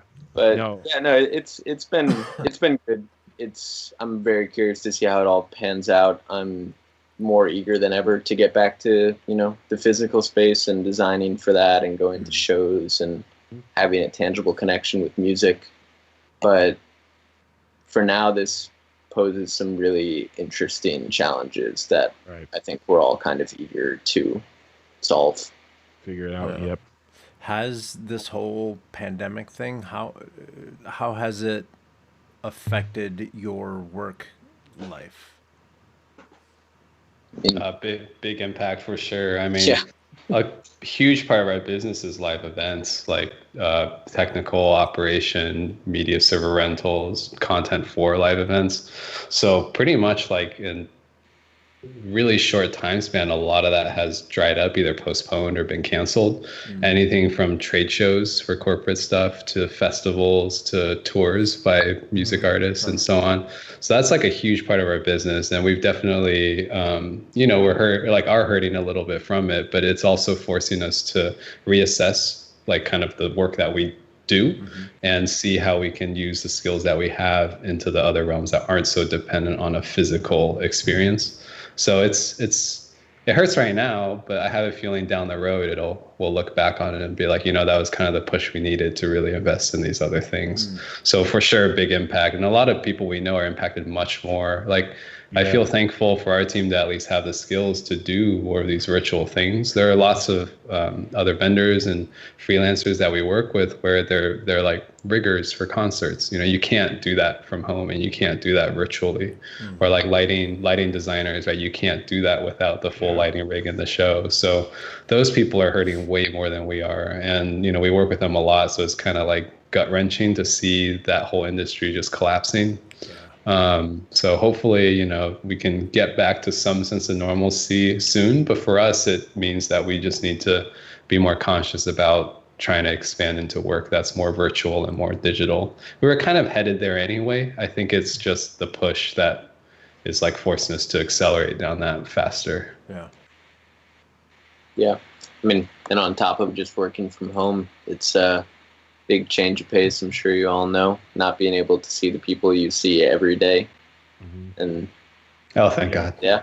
I mean, thankfully we still have Zoom and Skype and all that, so I get my Kevin fill. But yeah, it's different. I mean, gotta make time to take these calls. It's really important to keep motivated and keep things going. Yeah, because you talk about even at work, the biggest thing we do is, and you guys are probably the same way, is like there's a physical aspect to even the smaller projects you do, like being in the studio and in your lab space, being able to like hook the software up to the screen that you're using and then measure things out correctly to see if the camera is actually working like it's supposed to, even if it's for a kiosk or some kind of physical structure that you had to build or LED or whatever. So navigating that has been it's been interesting also, because at some point you need to put it on the thing you need to put it on. Yeah. Where the build needs to go. So you're like, okay, cool. How do we navigate that? It's been a big thing for us, and been having some success with that. So that's been good too. But or shipping, equipment out to. I was gonna say, yeah, we have an awesome general manager that like been out and about shipping stuff and sterilizing stuff and then getting it to us. And next thing you know, I didn't even know it's on my doorstep. And I have a Google Nest. I'm like, I didn't even see you. He's like, exactly. He's like, exactly. I was like, okay. So there's still humor in it too. I'm like, I don't know how you got past my camera on my front door and you put this big. He held up a picture of your front box yard. Vibe stuff.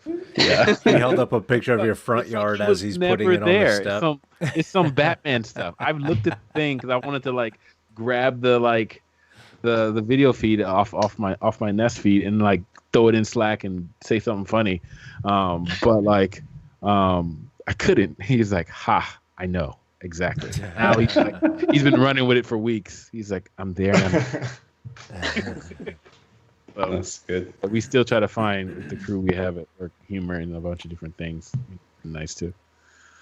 And I think laughing is important. Yeah. Oh yeah. And I think the even just the mentality, and I know that it came off as a joke earlier, but the mentality that you guys, the next nows and all of it now, the mentality that you guys are seriously pushing the envelope towards the future versus, settling for what you found a little success doing some DJ things, but the fact that you guys are still pushing forward, I'd like to think that you guys are set up for what's going to happen next. You see what I'm saying? Yeah. You guys already have the mentality of how can we bring the future closer, faster now? How can we bring the future here now? And now when something as dramatic as this happens, your mentality is already set up for this. Versus, I don't know, name something, stores like the mall. The malls are like, all right, cool. We got a bunch of boxes that you can come see a bunch of crap in. What happens if no one is there? Yeah. And it's almost like you guys are to a certain extent pretty much future proof because you guys are building towards the future. That's a good pep talk right there. Yeah, seriously. I I hadn't really thought about it like that before, but we are adaptable. That's how we started off this conversation. How do we feel learning new technologies? I think that is the space we live in. We adapt to new things every month when they come out. But Literally. Now we have to adapt to something even bigger, and I think that maybe we are ready for it. I don't know. It's definitely a different mentality. I've definitely been told by other buddies of mine there are also creatives that don't think that way or that are really locked into whatever technology they learned coming out of school, and they stay that way. And I've been told that I learned too much different things to spread yourself too thin. I've been told that too in the past by other creative friends of mine that were like, man, you always on something different new. I was like, well, that's what you have to do. And you have to take a little bit from these different things to keep creating what you want to create, you know?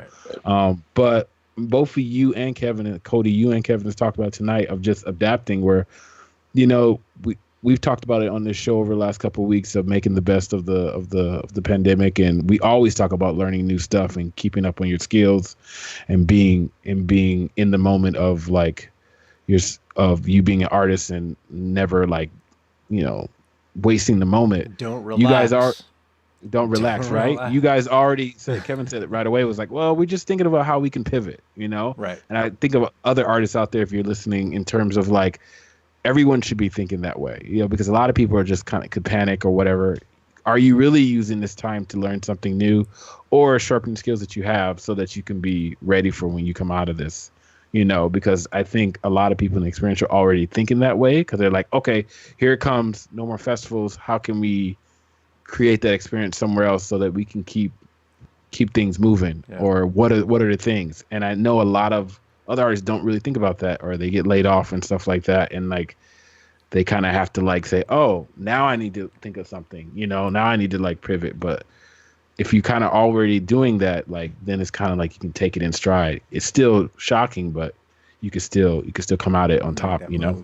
Yeah. If there's anything that I've learned from live events, it's adapting because right? Yes, stuff always goes wrong. Like if you ever worked on site during a show, like behind the scenes doing production, something always goes wrong, and you just have to like figure out some band-aid fix in the heat of the moment. It's might be like terrible to look back on as like this is what ran the show, but when everything's on fire and you got the show goes on, you know, like nobody, you can't postpone it, you know, you can't wait and say, no, we're going to do this event tomorrow instead. Yeah. So you just do what you can in that moment to put out the fire. So it's the same kind of mental thought process, I guess. Yeah. It's like, where'd you plug that power into? And it works. There's beer dripping down from the stands onto the media server. Quick, get some plastic. Like, real story. But we've had. I know that sounded way too real. A little bit of trauma left over there. We have a lot of producers at Next now, and people in the past I work with that comes from the live show and like producing for festivals and like being that person that like everybody goes to figure out where things go. And I've heard so many stories over the last couple of years of like incredible situations behind the scenes at Lollapalooza or, you know, Rolling Loud or somewhere like that. And it's just like, wow, you keep it all going. You just somehow. Gotta keep going. And they said they had an awesome time and the client wants us to come back next year. Yeah, exactly. Let's roll with it. That's the whole. Awesome. So where do you guys see all of this going eventually? We're not talking pandemic, none of that stuff. Like, where would you personally like to see technology take us? Do you want to go to the Mars? Do you just want to VR visit Mars? Do you guys want to turn this bitch into Matrix? Cody does. I World domination. We're already there, but I don't. That's a tough question. I mean, it's so hard to say what's going to be out there in the next few years. It's imaginative. But like, even if it wouldn't be scientifically possible, where would you like? When I was a kid, I wanted floating and flying cars and stuff. We got drones. That's all we get, right? I mean, for now. I mean, it's kind of like. I mean, Tesla's going back to what you were saying earlier about like drawing on, you know, sci-fi and things we've already seen but aren't necessarily tangible in the moment. Yeah. Mm-hmm. We'll get there, and we're going to take it a step further after that. Right. But I mean, you know, right now we're experiencing all this, or what we're doing with AR and just crossing realities together, and with wearables too. Like, when it starts to get integrated with the human form. Like when people start to wear contact lenses that allow them to connect to a cloud server that can then broadcast AR directly to your eyeballs. Yes. And then we're the people creating the content that gets broadcast to your eyeballs. That seems like it'd be a pretty cool place to be. But we gotta wait for the tech to catch up first. Yeah, we got to get past Iron Man suits first. Yeah, one thing at a time, right? How about you, Kevin? I'm going like blue sky. This isn't even necessarily like experiential design related, but one thing I would love to see in my lifetime, I don't know how far off this is, but I think it's very feasible to see, is I want like automation and technology and all this stuff to get so good that nobody has to work anymore at jobs that they don't want to work. Like basically trying to target UBI and all that. No, because that's something I think about a lot, is like, what kind of world would we be in if everybody could do the thing that they want to do, and the talent and skills that they have that maybe don't make money, that don't make sense in a capitalist arrangement, but could contribute to society and produce good. Like, I think that would be a totally different society that we could be in soon if we're able to like make that switch. So it's not necessarily experiential design, but I think the whole idea of taking technology and mixing that with the hopes and dreams, right, and imagination, I think it can help get us there. But if I'm just talking blue sky, that's what I would love to see. That's totally valid. Yeah, that's fantastic, because I'm glad you said that, because that's how I've always had that stance, right? Like, if we can do so much good, why don't we just go all the way and make it to where everything is good, and we don't have the pressures of chasing money and having to pay for all this stuff? If we have the capabilities of getting us there, why not take it there? And the simple answer is greed. Well, to bring it full circle too, like I think all of us are in this kind of industry because we like to be creative and make art. You know, we probably do that on our own time outside of work or paid projects. So there's this whole thing where I love art, and I would love to be able to make art and not have to worry about making art and, you know, being broke and not being able to afford healthcare or whatever else. And having the freedom to do that would be a really, really awesome thing, like as an individual, and then for other people that have that sort of dream too.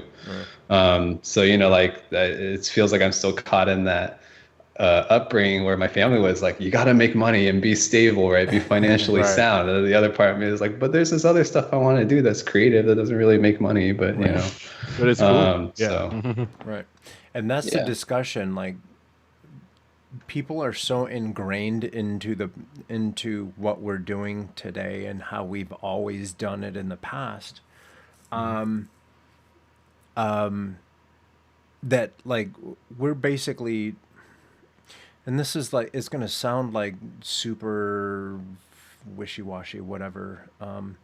But we're so ingrained into doing it the old way that we refuse to take a look at this, and how, you know, the first question is going to be, well, how are people going to pay for things? You're not going to have to.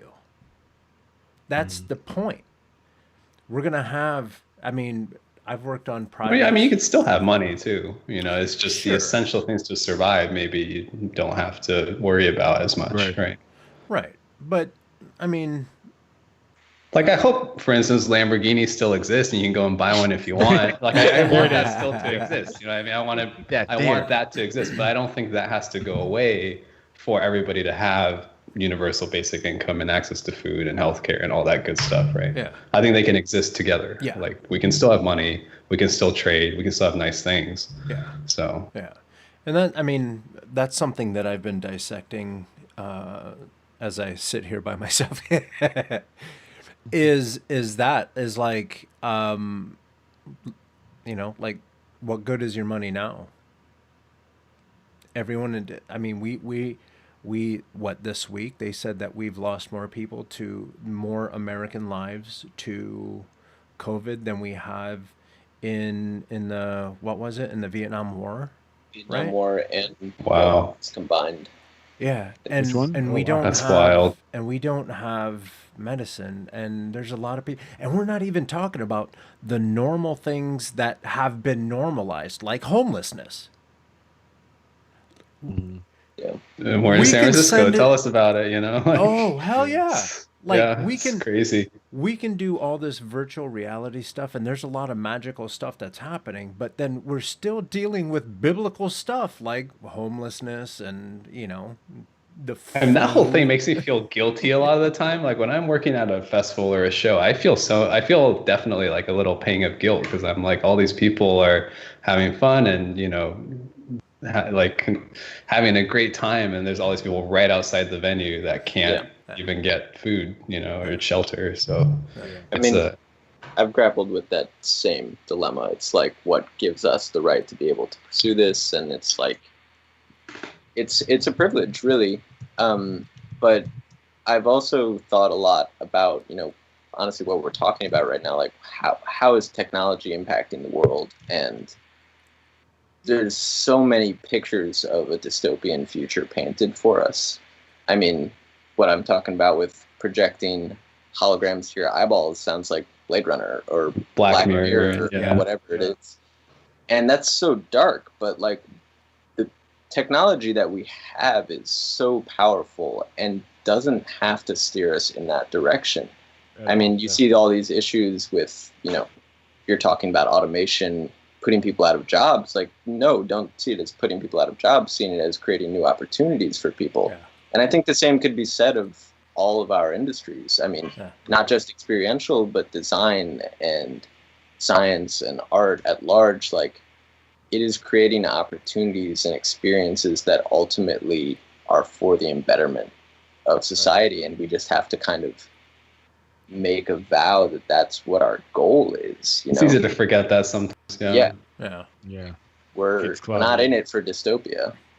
At all. Yeah. Yeah. Like if you don't have enough work coming in and the Trump administration approaches you to do some graphic design, that's it becomes a moral That's the struggle, conundrum, right? Yeah. All Comic Sans. Oh, you're talking about the design work, not necessarily. Yeah, I was gonna say, yeah, his administration is kind of Comic Sans, isn't it? It works, but it could be better. Yeah, Awesome. Yeah, no, I've seen this coming because when I was still living in Chicago, I have some friends that were working on the kiosk for McDonald's, and McDonald's was working on. You would walk up, you would touch the screen yourself, you would run your own credit card, and then the machines would go and build your hamburger for you, and then you just keep on going, and then by the time you get to the end of the counter, there's your hamburger. So what's his name? The Asian guy that was running for president just now. Yang. Yang. Andrew Yang. Yeah. He's the first one that we can. I know that I can remember right offhand that was saying, "Look, it's not a problem now because we're still wrapped up in the old way of doing things. But tomorrow, what tomorrow is going to be is a bunch of robots and stuff. And what are we going to? There's going to be a lot of people being pushed towards homelessness and not being able to pay their bills and all this stuff. And the whole system is the system is antiquated, quite honestly. And what you guys are doing, and I'm not saying that in a blaming way or accusatory way, but what you guys are doing is kind of showing us that, and a lot of technology companies, all this automation is going to present a problem with what are we going to be doing with the population that doesn't necessarily that might not be good at science, that might not be good at math, that might not be good at art. What are we going to do with them? Teach them. And and you know what's funny? What was it? The hashtag learn to code. That Oh yeah. that whole thing that happened, I don't know if you guys heard about that one, but there was a bunch of miners, like not kids, but like people that dig holes under the earth. There was a bunch of them that got laid off because, quite honestly, coal is antiquated, and we've learned that we can use technology to make things better, la la la. So there's this population that's sitting there with no jobs. And so on Twitter, they started telling those guys hashtag learn to code, and that triggered this whole thing to where if you go on Twitter right now and you do hashtag learn to code, you might get blocked. You might get kicked off of Twitter. Wow. Yeah. I mean, I would be honestly curious, like with those people, if you ask them, what do you want to do if you could do anything? You know, I'd be curious what they would say. Yeah, They'll that's take true, it. huh? Yeah.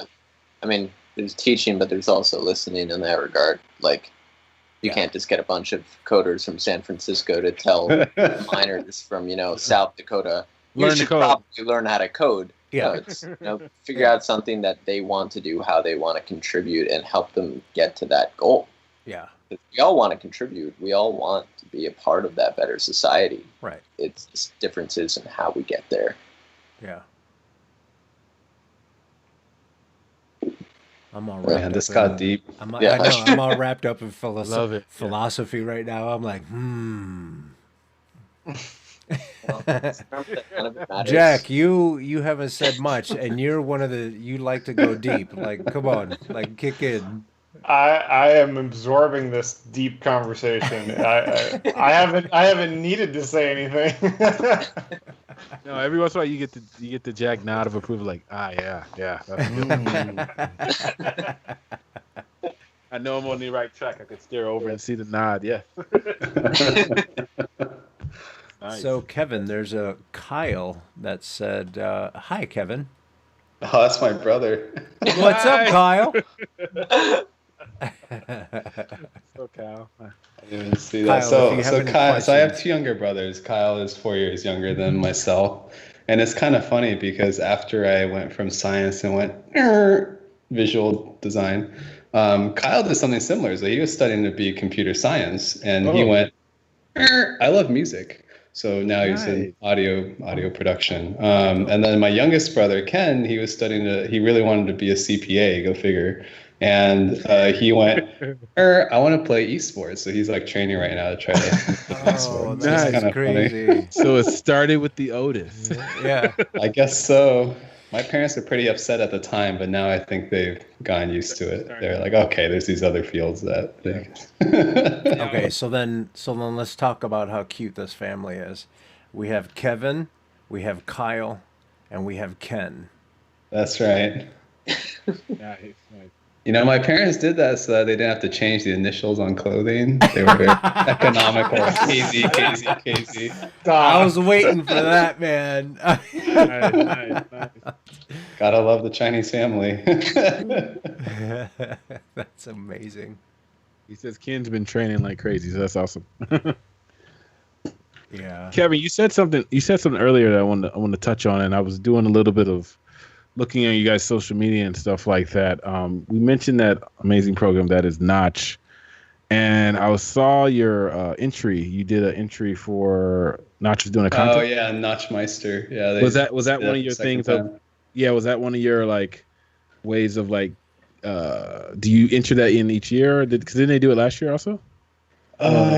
I don't know if it was last year, but Or they they did something one different. a while Yes, ago. this is the Yeah.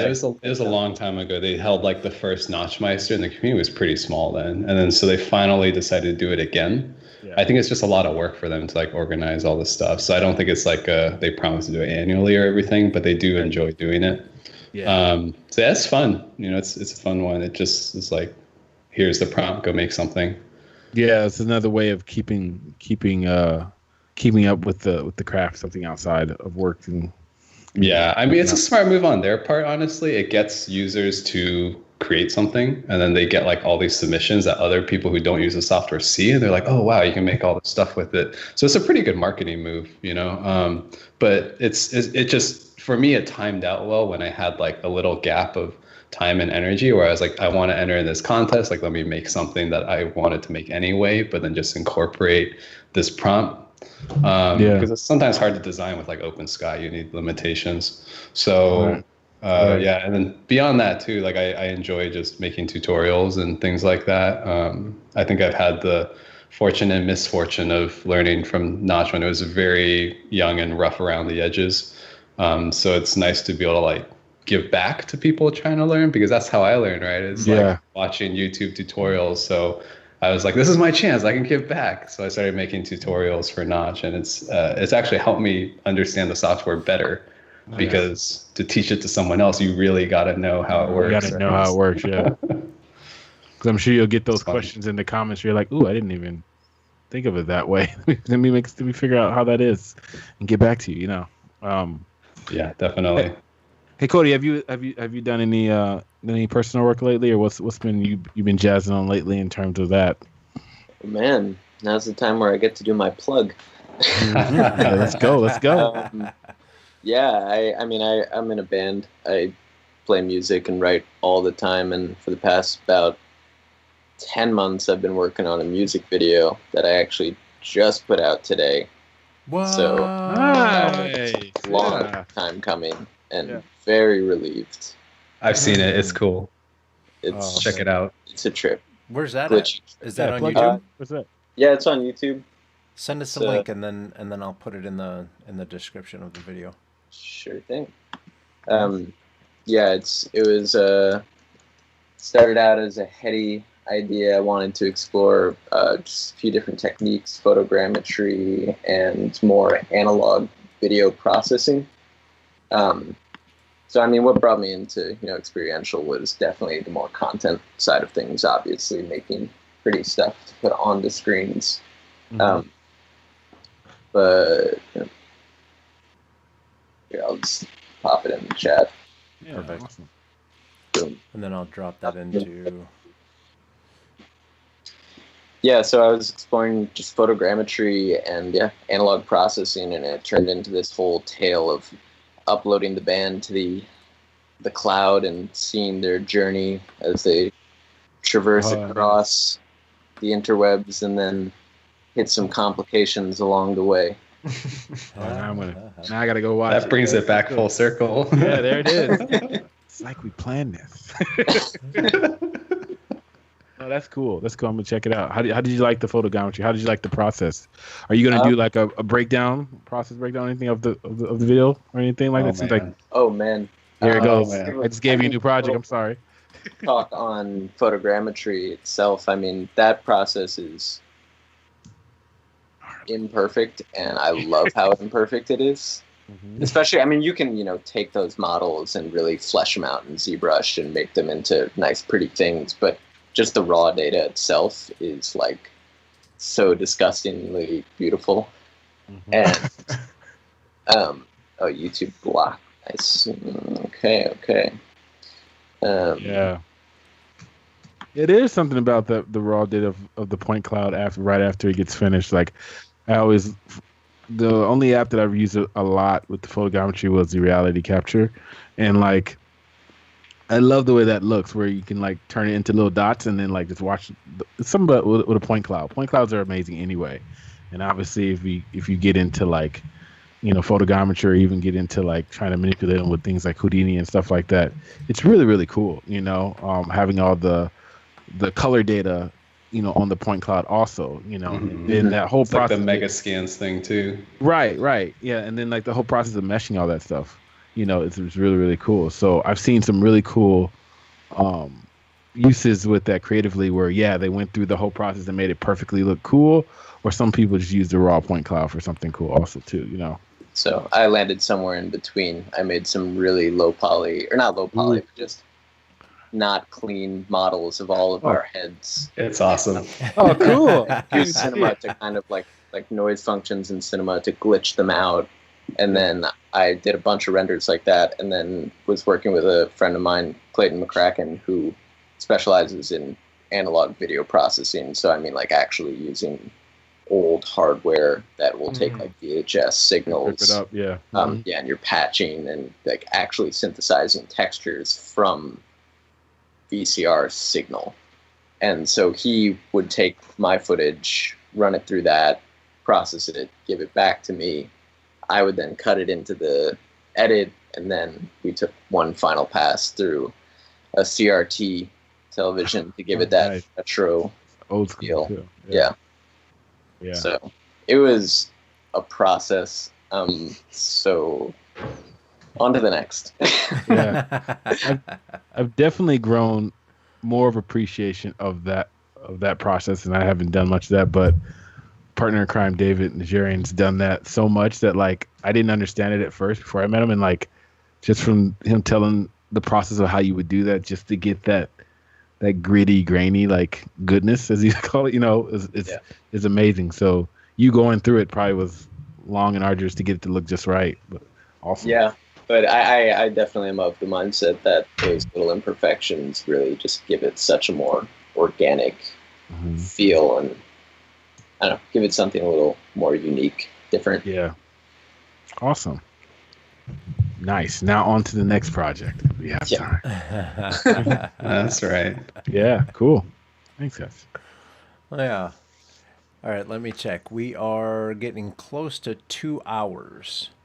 There it is. Do we have any last questions for the guys? I think we're good. Yeah. They want to give their like last bit of advice if the people are looking to get into experiential.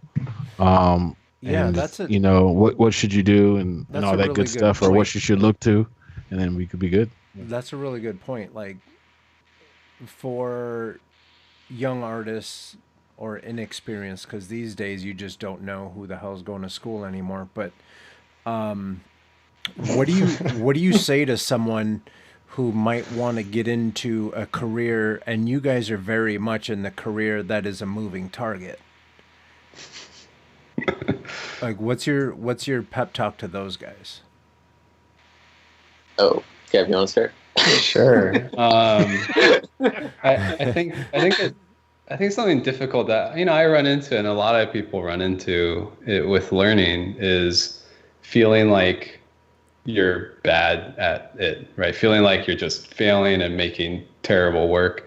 And all I can say to that is that's really what learning is. It's just getting comfortable with failing repeatedly.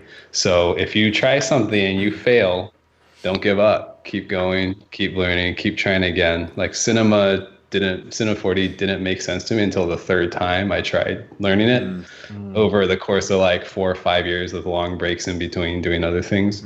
So if you really want to do something, just keep banging your head on that wall and learning, looking up resources, talk to other people, talk to people in the community. I think the design community is actually surprisingly supportive of each other compared to other industries. Yeah, so, I agree. reach out, make friends, stay committed.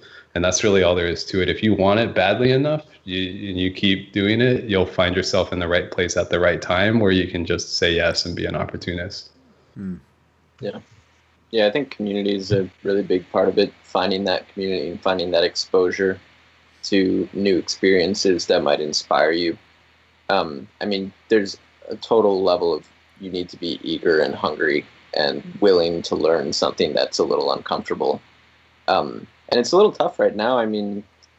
This industry particularly is going through some big changes. So finding that community and getting exposed to experiential design is not what it once was. I hope for a speedy return to those experiences, but for the time being, learning and, spending hours on YouTube doesn't hurt. Yeah. There it is. Now's the time. That's cool. Amazing. Yeah. Did we cut you off? Oh, no, not particularly. I guess I was going to be a little more specific. Unreal is free. Yeah, there you Never go. stop learning. Never stop learning. Yeah. All right. So we're going to start with Kevin, since Cody kept throwing him under the bus, saying you answer first. Hey, Kevin, if people want to catch up to you and everything that you're up to on social media, where can they find you? Yes. Reach out. I'm on Facebook and on Instagram a lot. Feel free to message me or email me. I also have an Olive and Now email, but on Instagram it's KevZuart, KevZhuart, KevZuart, and then on Facebook I just go by Kevin Zoo. Definitely add me. Let's chat. Awesome. Let's talk. Excellent. Thank you, sir, for taking time to entertain us for a little while. Thanks for having me. All right. How about you, Cody? Instagram is probably the way to go for me. I was trying to sound out my handle earlier to these guys, and I think it'll just be easier for me to type it out. But it's Schmody Schmamson. So that'll be in the His is much more chat. Love it. Impressed every time you can say it. But yeah, and the rest of my work is samsondesign.co. Got all the stuff up there, all the goodies. Awesome. But, yeah. Thank you, sir. Hey, Charlie B. Williams, how about you? Where can people find you? You can find me. Instagram is CharlieBW3. Website cargocollector.com/CharlieBWilliams. You can also check out me on Twitter, CBW3, Pinterest, CharlieBW3. Check everything out. Get it in your life. Excellent. And how about you, Silent but Deadly Jack? I know I feel kind of bad, but you guys all just did it without me. I don't even need to be here. So you can find me mainly on Instagram, Sketchbook Jack. That's where I'm at. Excellent. Thank you, sir. And I'm Carlos. You can find me coconutjustice.com, Coconut Justice everywhere else. I just released a new Calipeg tutorial video, youtube.com/coconutjustice. Go check that out. Subscribe. Hook your boy up. Let's get those subscribers up. What else? Sketch Zone. You can find us at sketch.zone. This is episode, what did we say, 203? 203. 203, man. Come on, son. We got Yeah. plenty of content for you guys to catch up. So we're just going to sit here and wait for you. So get on it. Let's go. We're waiting. Just kidding. You can find us on Twitter, on Facebook, on Instagram, all that stuff. We're going to start putting, well, no, we've always had all of those things on the show notes. So if you're watching us live, thank you. People like Landon. Shout out to baby brother Kyle. Who else was there? Gabriel. Sketch Animate. Travis. Javier was here. Yeah, thank you guys all for coming and hanging out. And Scribbler. you see what we do. We try to have the audience be a part of the maybe the fourth member of the Sketch Zone crew. So yeah, if you can catch us live, we try to be here every Thursday at 9:00 Pacific Standard Time. Landon says, "Can we bring back Jack's sounds? So at least if he doesn't say anything, he has that." Wow, Landon. Landon threw it out. Doubling down. There it is. There you go, Landon. So yeah, if you can catch us live, cool. If not, then we out here, dude.